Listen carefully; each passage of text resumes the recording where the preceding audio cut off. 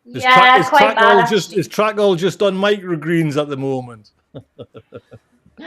No, just I harvested a load of leeks the other day. The chard did make a comeback, but I have pulled a few up that were just completely done for. We've got kale still going, turnip. Just pulled loads of carrots as well, which I was surprised that they were all right actually, because they'd been stuck in the ground for a while and it had frozen and defrosted and frozen again, but they were pretty good actually. Right, right. Well, I've got actually when we're talking about, I've got Steve's picture of Steve's clamp. Steve, oh, Yeah. I've got that now. So they have been preserved in what we call a clamp. For anyone, what is it? Yes. I haven't got a picture of a clamp or a diagram of it. Can you tell? Because I know there's a few folks like what do you mean a clamp?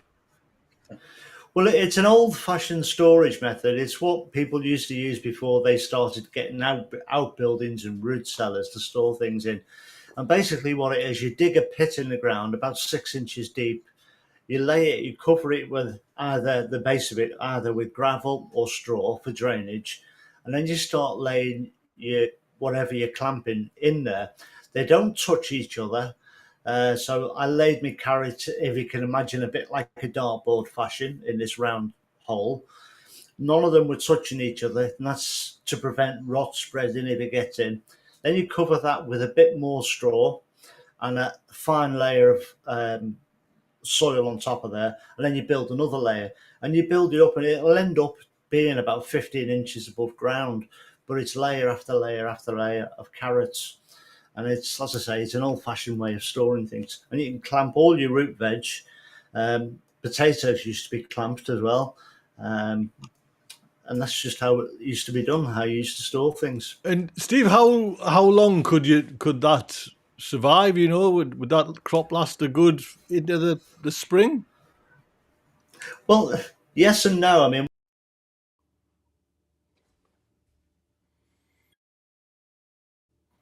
It's getting on my nerves again. What?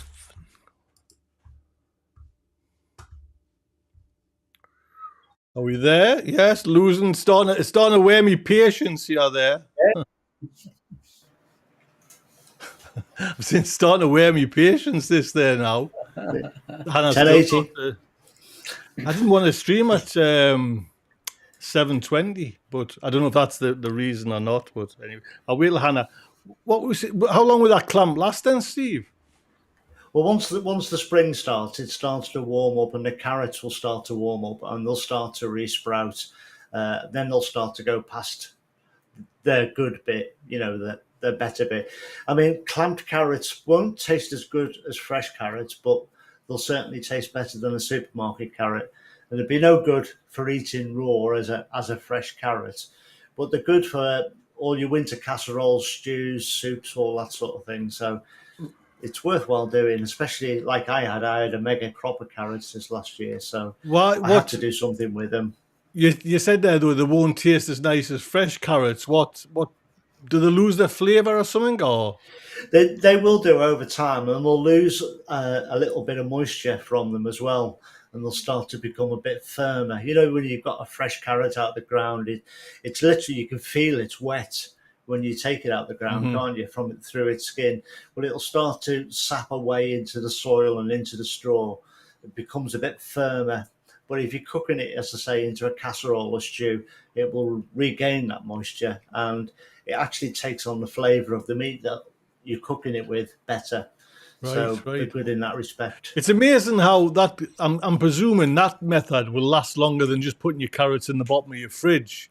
You know, if you... Oh, God, yeah. Yeah, you know what I mean? And like an old-fashioned style is way better than a modern technology way, you know, of like preserving something. Yeah.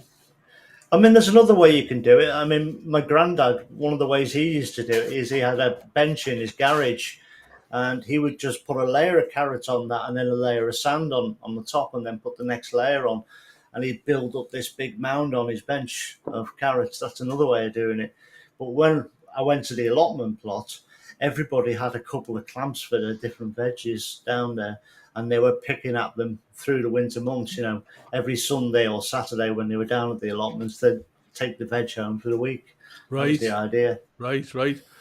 I mean, like I say, I've heard of the clamps, but I haven't got the room to do one. I don't know, Mark, have you done a clamp before, or? No, never done it. I just store my carrots in the ground where they grow. So just where they've been growing all season, there's probably a dozen left in there still to use. It's good, yeah, for carrots actually. So they did really, really well. I did sweet candle. Right. Oh, they yes. came out absolutely smashing. But just hearing Steve talking about that clamps thing, then it's the sort of thing you only learn off other people, like down at the allotments and stuff like that. And you should be putting that in a book, Steve. I'm waiting for the green side up book.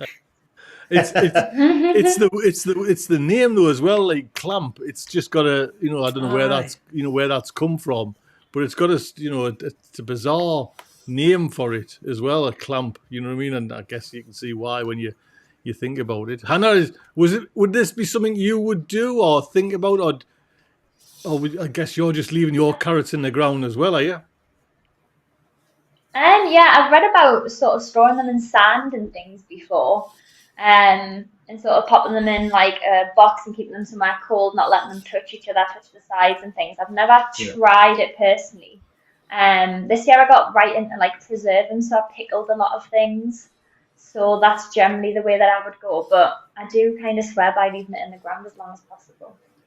Hannah, your pickle and stuff. Have you tried it since you've done it? Do they taste nice? Is everything? Yeah, it's really nice actually. We made some sweet pickled carrots with the purple variety, and they were really nice. I've still got some of them. And then just sort of like normal pickled carrots. Also, like freezing them is quite good. But yeah, I really like the pickle stuff this year. Right. Because Audrey's right into like the pickle stuff as well. So we're kind of used, the preserving queens. We can say.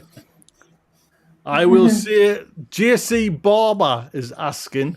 I know we've had this question before, Steve. But any tips on grape growing, Stephen? Oh.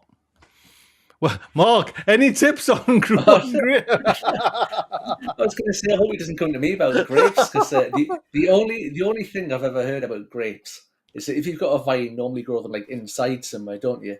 And it's to plant the vine outside and then train it inside. So when it gets rained on and stuff like that, so you don't need to water it all the time. So plant it outside and then grow it into the tunnel or into the greenhouse and then train it along. I mean, that was always my worry there is you've got to somehow get through the polytunnel plastic or under the ground, or you know what I mean? And I didn't want to... I've seen a few people where they put like a brace around the plastic either side and then they cut that plastic hole out.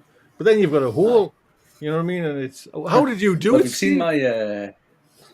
I haven't done it. I've planted mine inside for one very good reason. I'm on a hill, on the crest of a hill in that big tunnel. And behind where the grape is planted, there's another foot of soil.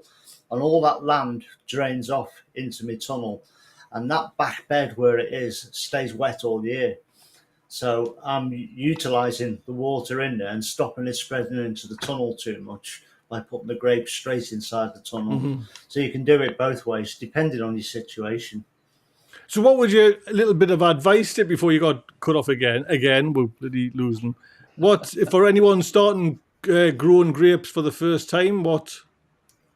First thing you got to do, and it's a pain in the backside, and not many people actually do it, is do your research, find out what grapes are growing in your area, because that way you'll find out that there's no point growing a grape up for 3 or 4 years and then finding out you're growing the wrong variety. So you've got to do your research, find one that's going to grow well in your area, and that's probably the most important thing.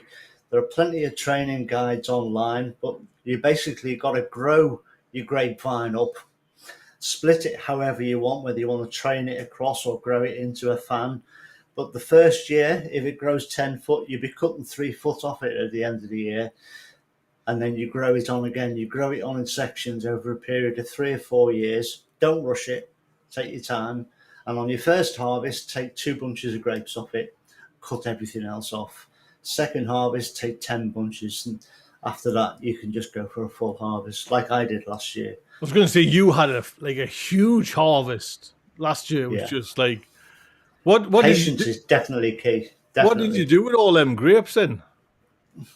A lot of them, some of them weren't quite ripe, and they should have stayed on for longer. So a lot of them were thrown away. Not much, but a fair amount. And the rest we juiced them basically. Oh, right. Them. Right. So fresh I grape juice. I never even thought about that.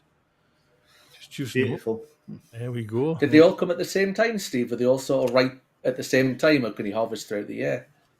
You can't harvest throughout the year. They'll all come roughly at the same time. You can have a window where you're sort of picking them for 2 to 3 weeks. You'll get but you've got to check them daily, and as the bunches ripen, take them off. If you leave them too long, the wasps get them and they'll get in there and they start becoming a nuisance. So you've got to be careful of that as well. Is it something you would want to grow, Mark? A grapevine? Is it something you've thought about? No, I don't think you get many Scottish grapes. It's maybe a little bit too cold. Yeah. I've got plenty of water in the polytunnel anyway to keep them damp at the moment, so they'll be fine. Hannah, what about you? Is a grapevine something that's on your horizon for growing?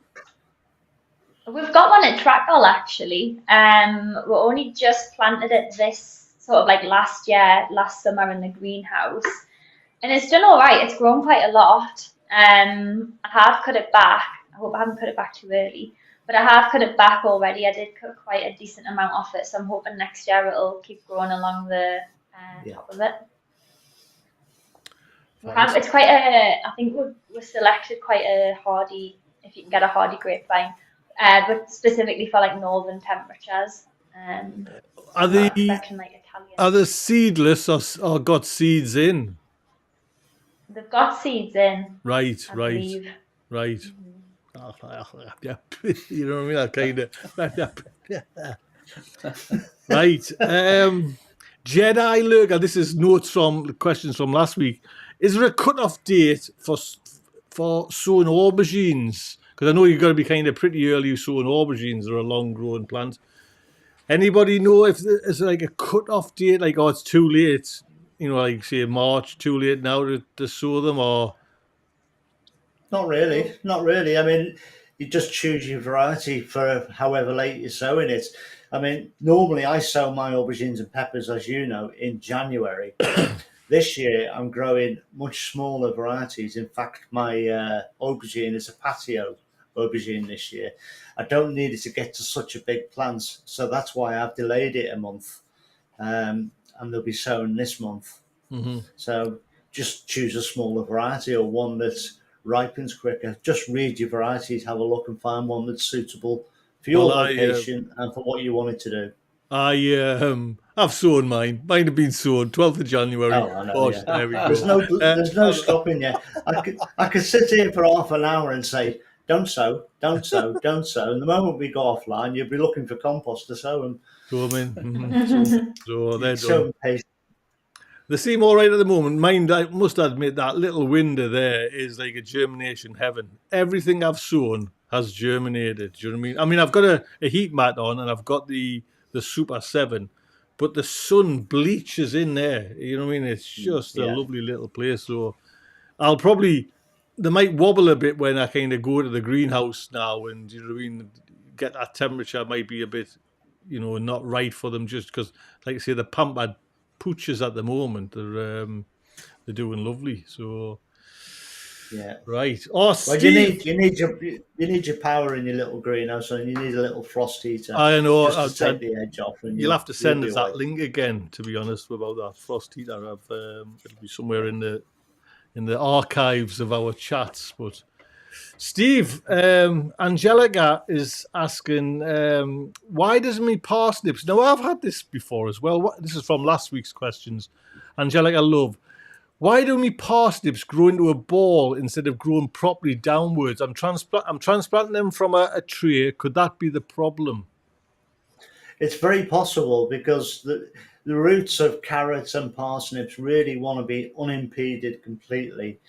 Once something stops that initial taproot growing out, it doesn't like it, and it tends to stay within itself, if you like.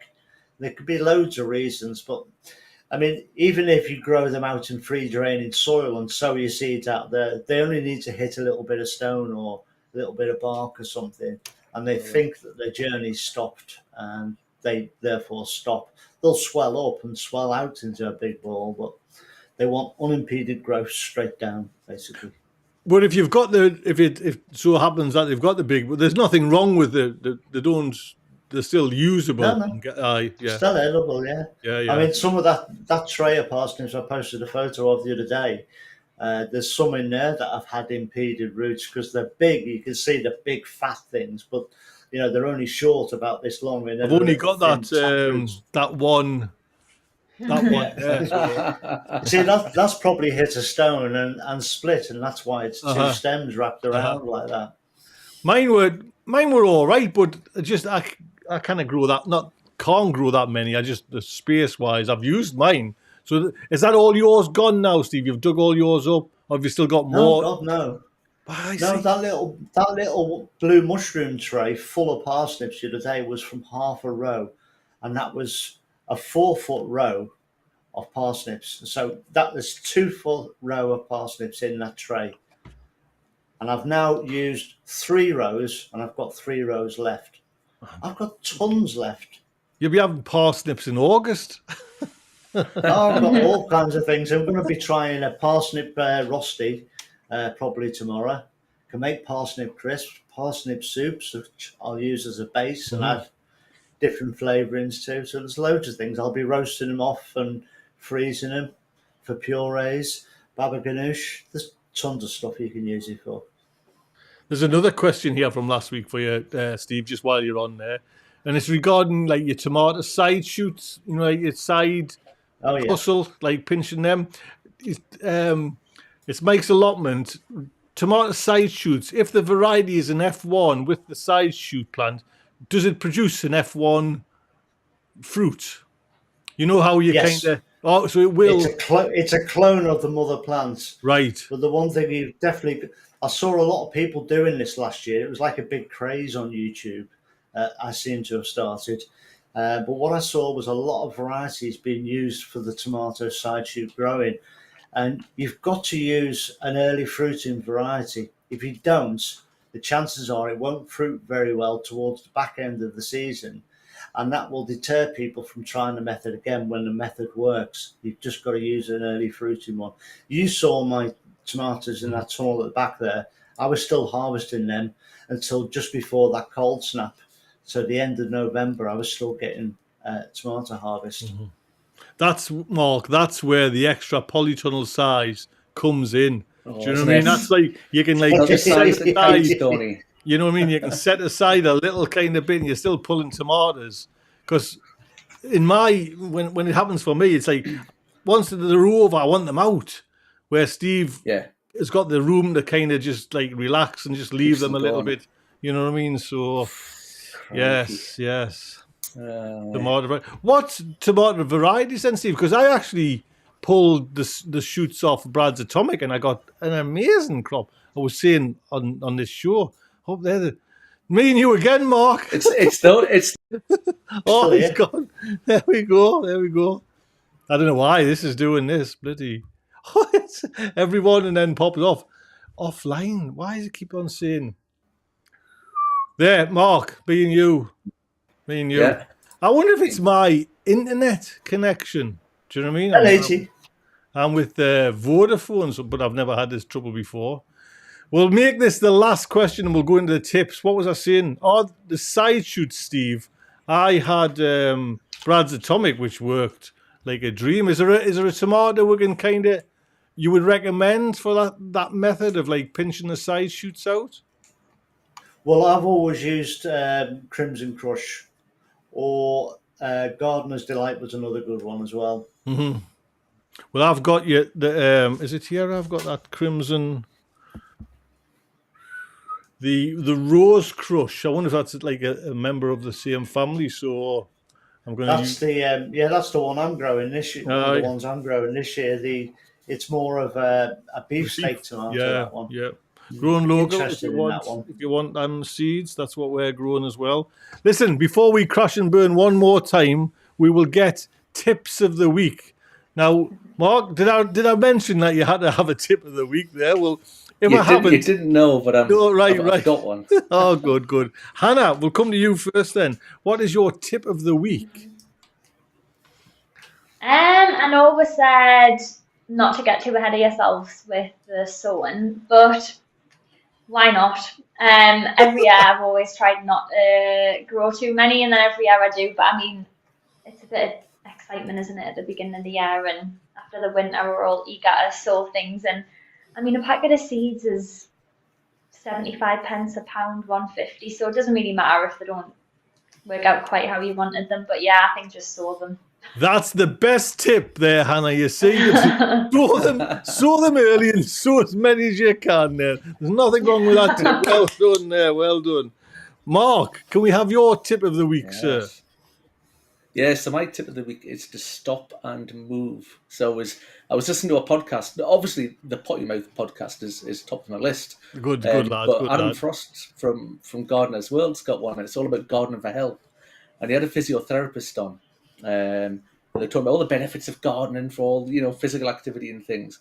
But they're saying that the human body isn't designed to be in the same position like we've been in for any more than sort of 20 minutes, half an hour. So if you're at the plot, if you're in the garden or whatever, and you're sort of hunched over a bed and you're digging the soil, whatever you're doing, 20 minutes, half an hour, get up, take a little break, have a drink of water, walk around, take it easy, come back and do it again at a later date. Wise words. Mind you, I get stiff. Do you know what I mean? Like you say, doing certain, like you stand up and it's just like, oh, God. Terrible. Stephen, tip of the week, sir. Right, it's for those people who dig soil. And it's chiefly, right now, we've got cold spell, mild spell, cold spell, mild spell. Before you dig any soil, try and get your hand in it if you can. See if it's frozen under. If we've had a frost within a couple of days, and then a couple of days later you come to dig it, that soil could still be frozen underneath. Don't dig that frozen soil in, because soil works like a blanket and it will keep it frozen.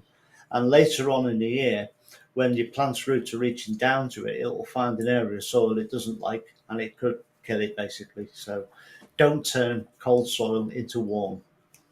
But when we're no diggers, that's all right. Don't worry about that. Well, you can even cause problems like that just raking over the top and clearing off as well.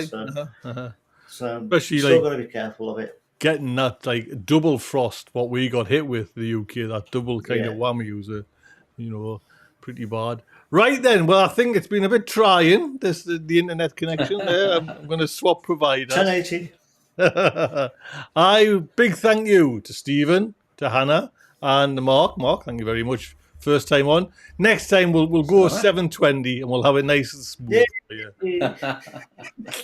Everyone, take good care. Thank you very much. Thanks to JB in the chat. Bye. Take care.